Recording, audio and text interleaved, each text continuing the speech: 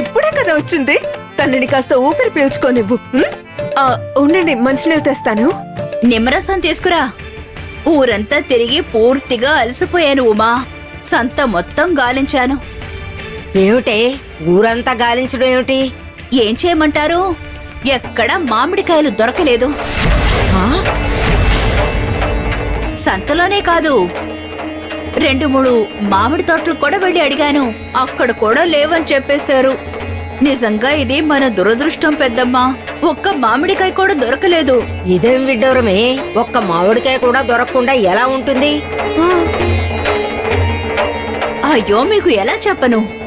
తృతీయ తర్వాత కొన్ని ప్రాంతాలలో చైత్ర గౌరీ వ్రతం చేసుకుంటారు. పోనీ మనం ఒక పని చేద్దాం, ముత్తైదువులకి తాంబూలం ఇచ్చి పంపించేద్దాం. వేరే దారి లేదు.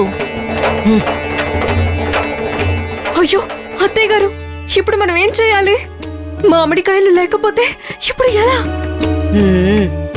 పోనీ ఇలా చేద్దాం, మామిడికాయ బదులు పప్పులో చింతపండు వేసి చేద్దాం. తప్పులేదు, ఎవరికీ తెలీదు. పప్పు పులుపుగా ఉండాలి, అంతే. మీ పుట్టింట్లో నీకిదే నేర్పించారా? మామిడికాయ పప్పులో ఎవరైనా చింతపండు వేస్తారా?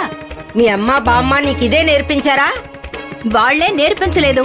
మీ మేలు కోరి ఒక చిన్న సలహా ఇచ్చాను. ఇది పెద్ద అశుభంలా ఉంది. ఒకవేళ ఈ కార్యక్రమం వాయిదా పడుతుందేమో.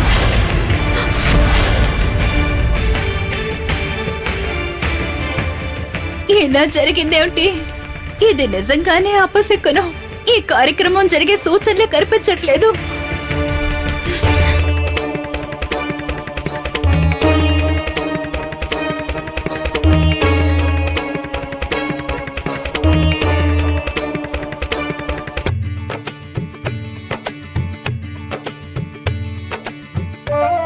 కార్యక్రమం జరిగి తీరుతుంది.